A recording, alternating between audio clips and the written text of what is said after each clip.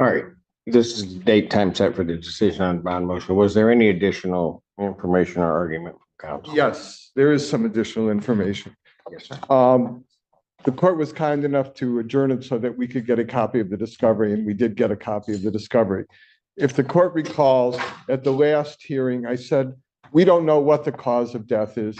It could be, yes, it could be homicide, but it could be a drug overdose. I don't, if the court recalls. I recall. Two things that I would like to update the court on. First, I was puzzled by the medical examiner's statement that Ms. Blanche was kind enough to forward to me. She said it's consistent with homicide, but the manner and cause of death may never be known. Those two statements, to me, can be reconciled. So I actually called the medical examiner and spoke with her. And she said to me, I'm not going to talk to you about this because I don't have anything final. And I said, well, I saw the email that you sent to Ms. Blanche. And she says, well, that was a private email. Judge, I don't think it's the business of a medical examiner to be sending private emails not to be shared with defense counsel. But Ms. Blanche understood ethically that she was required to do it, and I commend her for that. So I don't have any more information, but she certainly couldn't explain how those two statements can be reconciled. But more importantly, Your Honor, I got the discovery. And the discovery, I'd like to read to you a portion of it. It's not very long. What was not in dispute in this case, or I don't think is in dispute in this case, is that Mr. Haraj had two escorts at his house that on the evening of the 22nd, going into the early morning hours of the 23rd. And one of the escorts was a woman named Tatiana Perez, who lives in New Jersey. And the police department went to New Jersey to interview her. And I'd like to read to you what it says. Perez said they returned to Habibi's residence in Dearborn after dinner. Habibi is Mr. Haraj. Perez said there was another girl, Susan, and that's the deceased in this case. Susan, Perez said there was another girl, Susan, she knows, staying at the same hotel in Novi, and asked if Habibi wanted her to call Susan over. Habibi agreed to this and arranged an Uber to pick Susan up and to bring her to his house. Perez said when Susan arrived, the three began drinking and hanging out by Habibi's pool. Perez said they went into another room in the house, and that is when they started using cocaine. Perez said she does not use drugs and decided to leave. So what we do know, at least from the other witness that was present, is that Suzanne, the deceased, was doing cocaine, according to this, and could have overdosed, could have had a heart attack, so on. But counsel, I mean, And I don't know if you want to make that argument, because if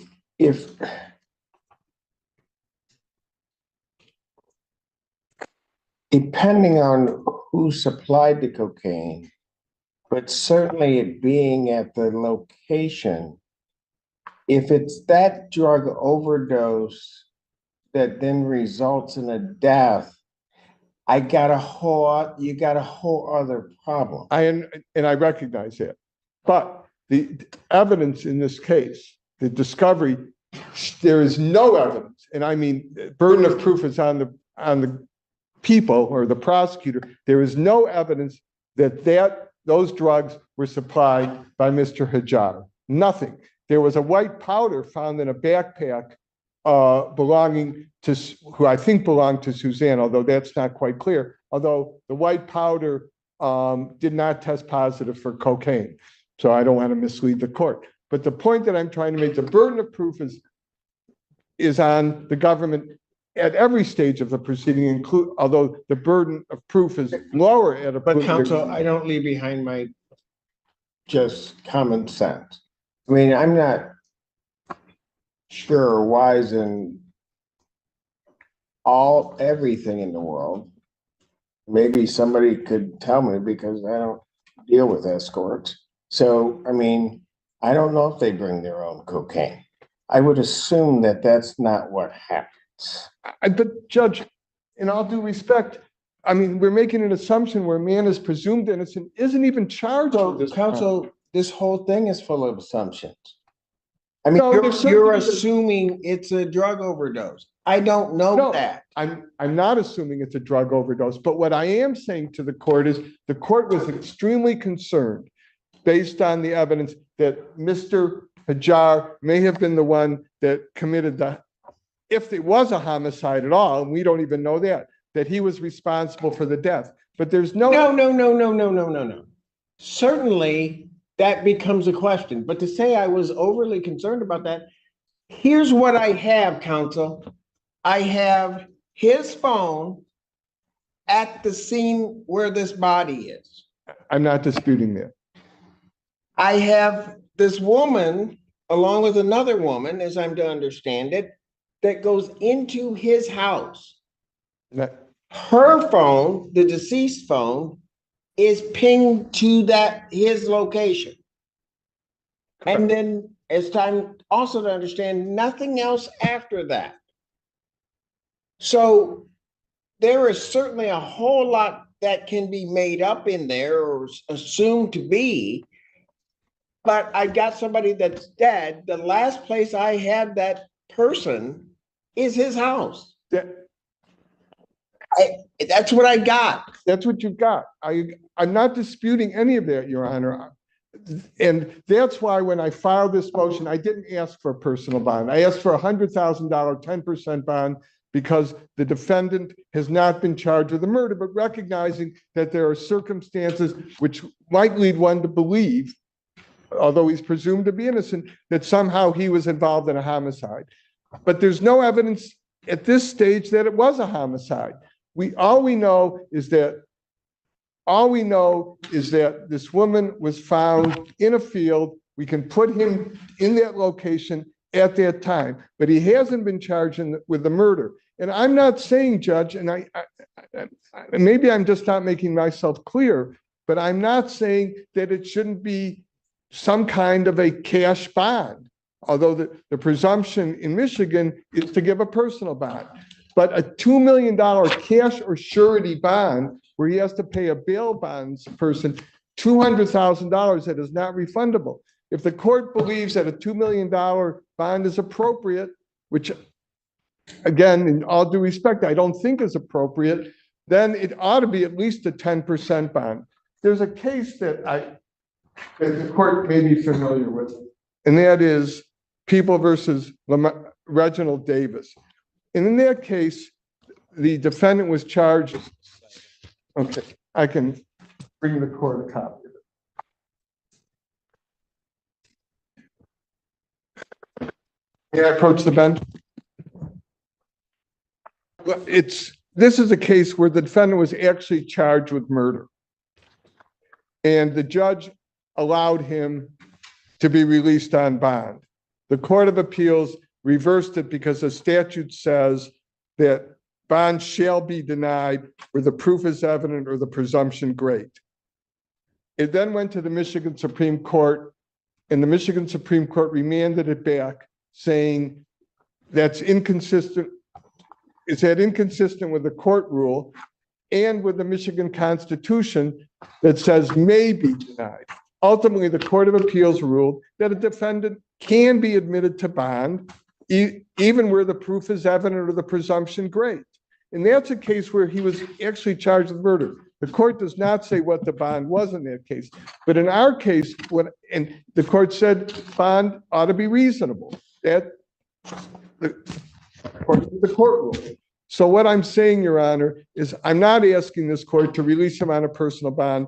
It's obvious to me, and I've been doing this long enough to read the tea leaves, that this court is not going to grant a bond that I've requested of $100,000, 10%, but a $2 million cash or surety bond where the defendant has not been charged with a homicide. It's not even clear that it was a homicide.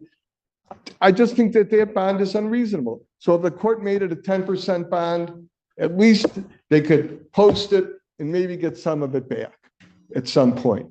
But I also want one other thing. If the court will recall, if you look at all of the factors that are set forth in 6.106, one of them is a third-party custodian. I introduced the court to a former Detroit police officer who has known Mr. Hajar since they were in high school together. He said he would act as a third-party custodian. He's a retired police officer, but there's nothing in Mr. Hajar's background that would indicate outside of this offense that he has ever had any tendency towards violence. And I just think that while maybe a substantial bond, if the court feels it's appropriate, so be it. But $2 million cash or surety, I think, is excessive in violation of the Constitution. I've said my piece, Your Honor. You would agree that reasonableness would also have to be balanced against one's means. Correct. And if he had a $200,000, he'd be out by now, Judge. So do you want me to go through and just pull all of his financial records and anything that he's attached to in order to make a proper determination of reasonableness? I mean, that's what's going to happen. I mean, if I take your argument, that's what has to happen. If the court was prepared, if the court wants his financial information, I'll supply it. But again, if we talked about this, Your Honor, that I said that really whether he pays a bail bondsman $200,000. Counsel, let's be real about this. Okay. Because I think if I take the financial things, my understanding is he's tied to 11 different businesses. He works for Kenwell Steel. That's his main business. Whoa. But that he has interest in 12 other companies or 11 other companies. I don't think that's accurate, Judge. No, he has his own, he has a business on the side where he does IT work. I mean, there's one other business, and at this time, it's not even showing a profit. And if the court wants to put him under oath, subject to the penalties of perjury, so be it. I don't need to do that to set a bond, counsel. You're really making this a whole lot more complicated, I think, than it need be. I mean, I'm willing to go there if that's what you want me to do. Well, what I would, what I would really like, Your Honor, is if you could make it a 10% bond. I know. That's what you would like. That's what I would. And the people object. That's right. That is where I'm trying to balance where I land on that. Correct. And I can only get there by what I see in the case, what risk he would pose to leave or what risk he would pose to the community. But he would be on a GPS tether. And if the court requires him not to live in his house and to live with Mr. Garza, he's prepared to do that. I've spoken to Mr. Garza and he said he would put him up. But again, I just keep repeating myself, Your Honor, but the point that I'm trying to make is there is no evidence at this stage that there was a homicide, that the cause and manner of death. So what you're looking at is a guideline range of either 0 to 17 or 10 to 24 at tops at this stage. If he's charged with murder down the road, then of course the court would have the option, if the proof is evident or the presumption great, to deny bond and remand him. But at this stage, for these charges, even given what you characterize as suspicious circumstances, I think a $2 million. Quit, counsel. You need to stop with what I'm characterizing. With I am just laying out what I know. That's all I'm doing. I'm not giving weight to anything at all. I'm just laying out what I know. Right, but I think the court is concerned about the safety of the community because of the circumstances. Anytime there's a dead body and somebody's around a dead body, yeah, darn it, I'm a little bit concerned. Right, and understandably so. And that's why I don't expect the court to release him on some nominal bond. But $2 million, 10% is not a nominal bond. That's a substantial amount of money. And if the court wanted him to, in addition to that $200,000 10% bond, to post a house where he lives, we're prepared to do that. And then that gives some surety in addition. But I think a $200,000 cash or surety bond, they have to pay a bail bondsman this huge premium that will never be returned when he hasn't been convicted of a crime. He hasn't even been charged with a homicide. And he's only facing at this stage a charge that carries a maximum of 24 months under the guidelines. Now, I understand the guidelines are not mandatory. I know that. But, Your Honor, we live in a country where a person's presumed to be innocent. And there is no evidence in this record at this stage that this was a homicide, other than a statement that seems to be contradictory, consistent with a homicide, but I don't know whether we can ever determine the cause and manner of death. Judge, I've been beating a dead horse, which I said the other day, but again, if the court does not feel that something less than a $200,000 10% bond is appropriate, so be it. But I think that's a reasonable, fair bond under the Constitution. Anything from the people? Yeah, just briefly, I just want to make the record correct on the fact that the medical examiner didn't email me. I actually received the email through my officer, so she wasn't emailing me and saying, don't share this with the defense. That wasn't what happened. She shared it with my sergeant and he sent it to me. So I just want to make the record correct on that. And he's right, this is not a homicide. That's why I'm not asking the court to deny the bond. I'm asking to set a bond. We had asked for 10 million to begin with. And under reasonableness, he's saying they can actually post this bond. They just don't like the fact they're not gonna be able to get the money back. Which if you're making that statement, then how are you saying it's unreasonable when you actually can pay for it? You just don't like the fact that you're not gonna get the money back. I was quiet during your argument, sir. Can I please finish? Sure. Judge, when it comes to cocaine, he's relying on, he's telling the court that a independent witness had suggested that the victim had ingested cocaine that night. I don't want to try this case right now on the record. However, the defendant said there was no cocaine at the area. He doesn't partake in those drugs, and there was none there that night. So there's conflicting statements around whether or not cocaine was actually at the place. So to just blanket say that we have a witness saying that, well, the defendant said there was no cocaine there that night. And this backpack that he says belonged to the victim, she walked in with suitcases that night. The police asked the defendant for the suitcase she walked in with, and he doesn't know where they are. So I'm just concerned what's been kind of portrayed on the record. Hold on. I want to make sure I understand that. Who is saying that she walked in with suitcases? Sorry, there's video showing her walking in with suitcases because she left the hotel, came to his house, and then the suitcases are gone. Got it.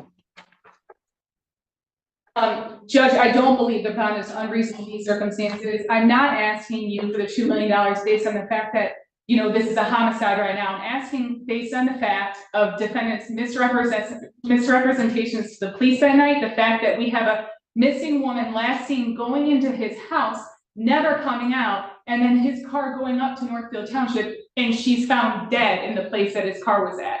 That alone, those circumstances, I believe that he presents extreme danger to the public, and I believe based on that, you can rule $2 million for his bond, and I don't believe it's unreasonable because he's already said that he could post the $200,000 to 10% to a surety bondsman. So I don't know how you can make that argument, Judge.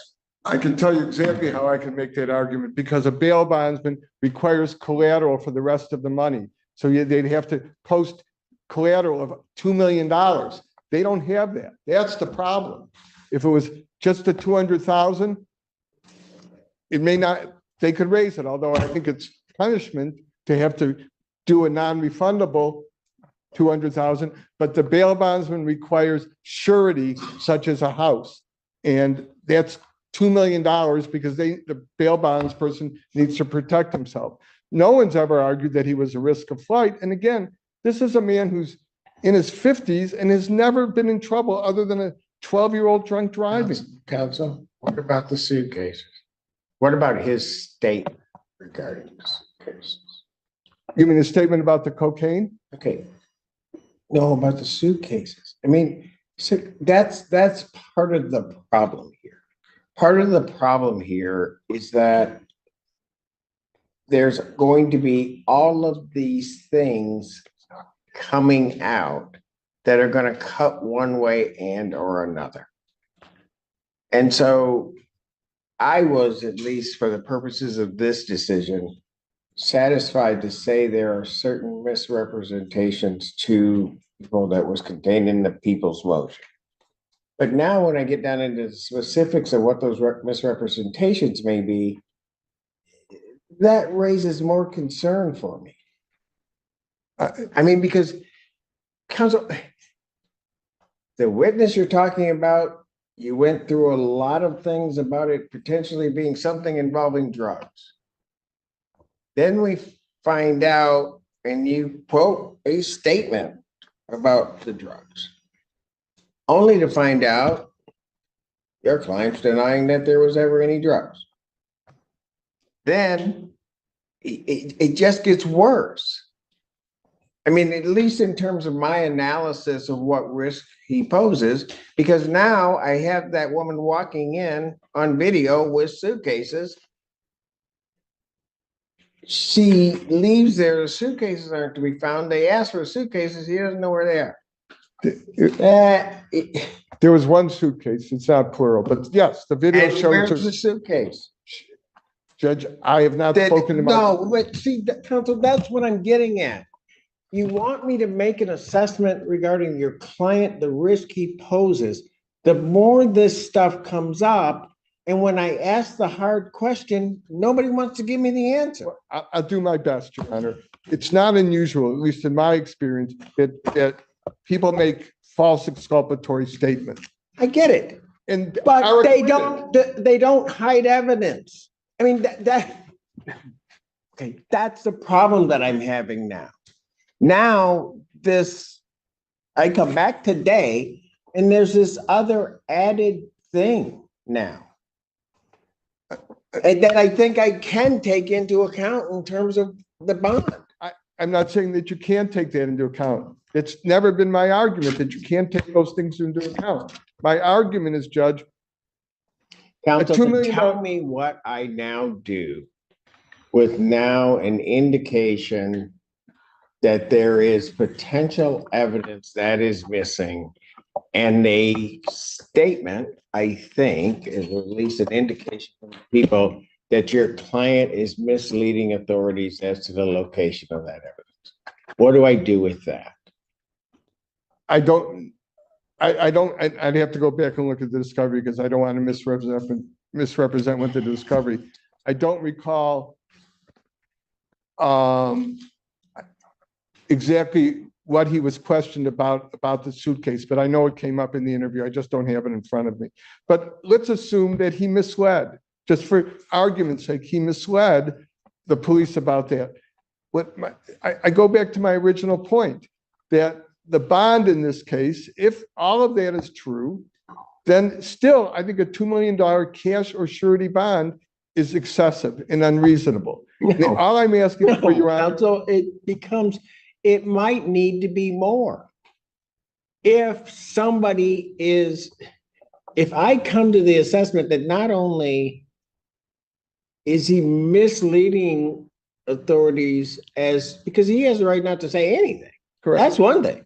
But now when the statements are being made and he's misleading authorities and that it may look like certain evidence is also being secreted away someplace, that changes the whole thing. I mean, I don't know. The evidence seems to be somewhat clear that they can place her in the house and place his car where the body was found. How a suitcase would add or subtract from the strength of the case, I don't see it. But I don't have any answer. It depends on what you think happened.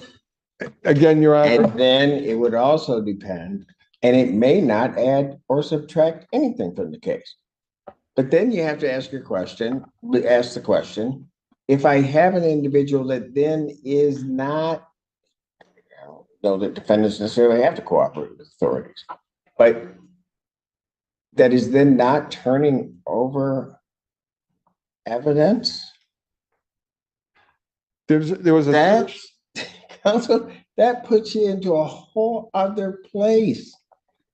And you know that. they did a search warrant on the house. They executed a search warrant. No, but counsel, they know that something exists. They ask your client. They have proof that something existed when it went into that house. That's correct. They ask your client about it. Your client says that it's not there, whatever he said.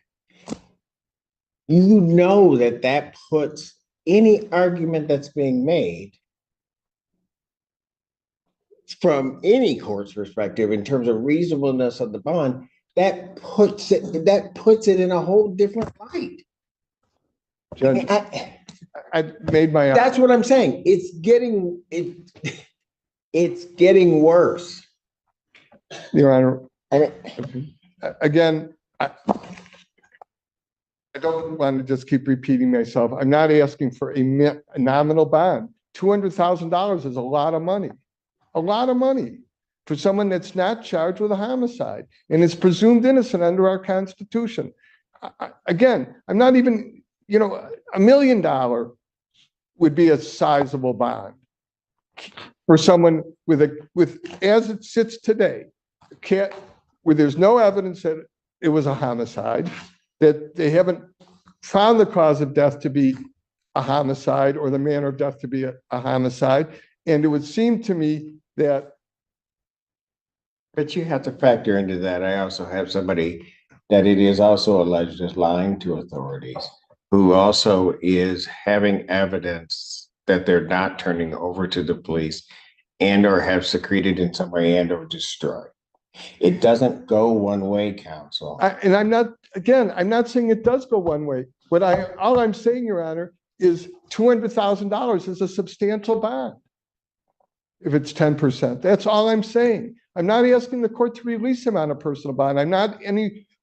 Although it was my original request to do $100,000 10% bond, but he's not charged with murder at this point. And they haven't even shown that it's a homicide at this point. And it may be quite some time before that happens. And he sits in jail on a case that has at worst 10 to 24 month guidelines.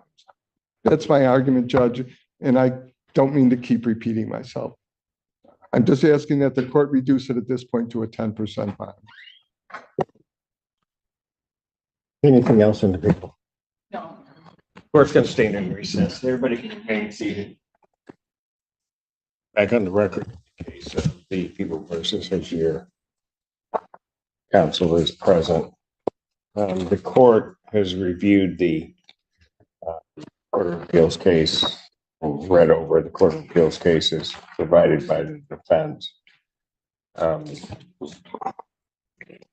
Let me first say, as I said at the end of the last hearing, I do not believe that the bond is set by the magistrate, at least based upon the information that the court had at the time, that this court had at the time, that this court could constitute or say that was an abuse of discretion.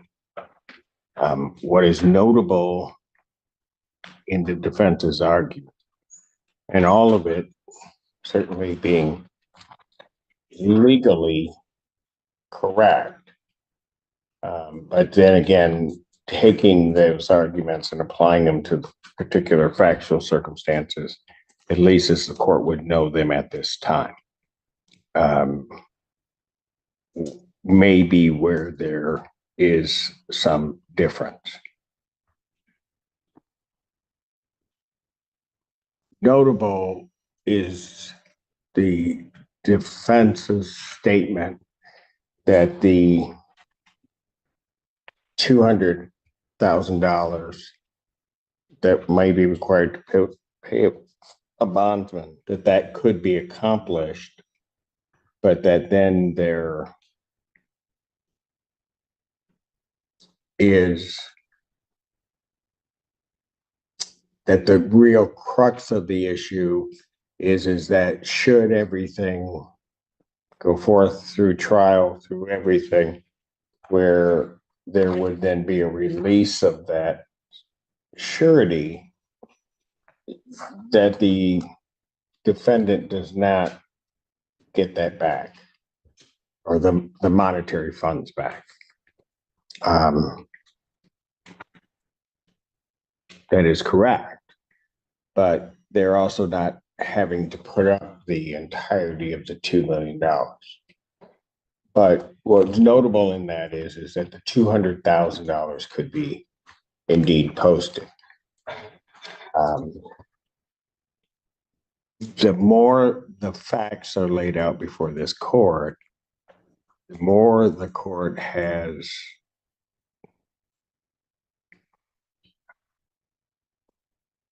not just questions, but certainly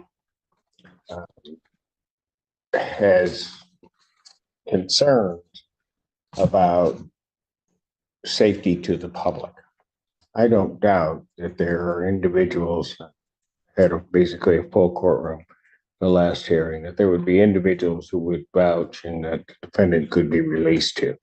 That isn't really the court's concern. What is of concern to the court is that as this is ongoing, the risk, the danger, as it is uncovered as to maybe what occurred in this case, would lead the court maybe to a different conclusion as to the defendant's danger to the community and the threat that he may pose. By way of example, certain facts today, some of them laid out in generalities, but not in specifics, were not known to the court just last week.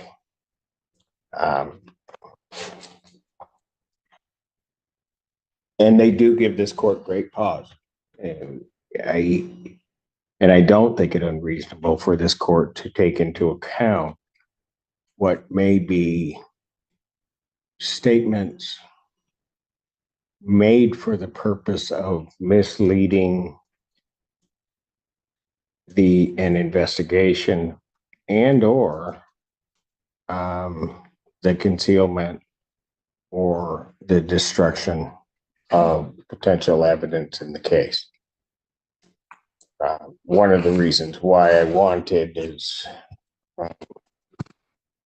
counsel were going through everything last week, that the defense at least be presented with or have the discovery in case those arguments were made. That having been said, the court is going to rule in this case that the bond is set by the magistrate. As I've indicated, I don't believe is unreasonable. I do not believe, under the circumstances, I do not believe that it is unreasonable. I do not believe that it was an abuse of discretion in terms of the magistrate in setting the bond. To be quite frank with you, given what I learned today, it might lead this court to think that a higher bond might be required. But I'm not going to do that either. I'm going to leave the bond where it is at $2 million, cash or surety, so that it can be posted. I will do this, however.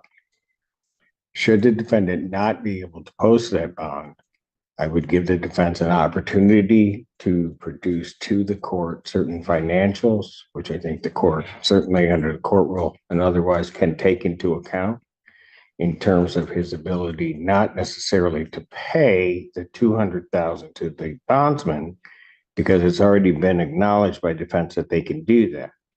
The question is the collateral that would frame up the $2 million. And the court would take a look at that and then reevaluate if bond cannot be posted. The court would then reevaluate and take a look at the bond. I would also say, however, because of at least what the court knows or thinks it knows at this point in time, that as a additional condition of the defendant's bond, and I believe that the magistrate did order a GPS tether. I would order that if the defendant is released, he is to be a GPS tether is to be placed on the defendant prior to his release. Indicated also he would have to surrender any passport or any other documentation which would permit him to travel outside of the United States.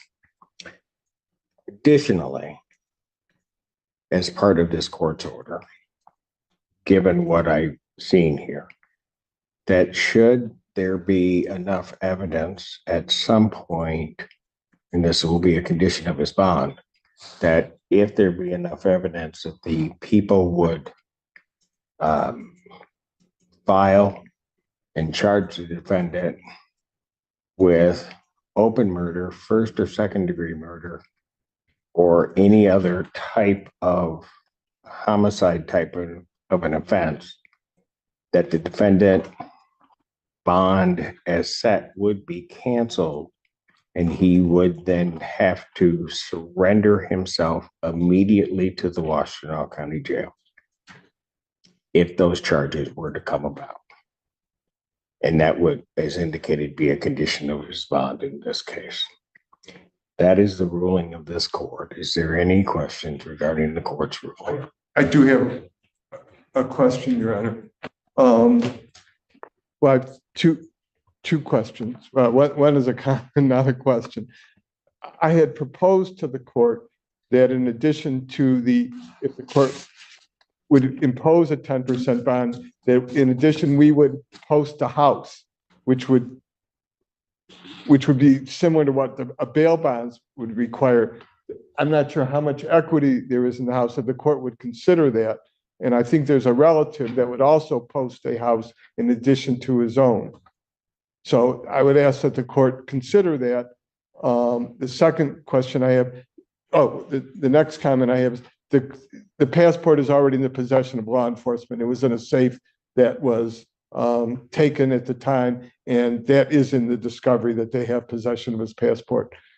The question I have, if somehow at some point he does get released, can he work?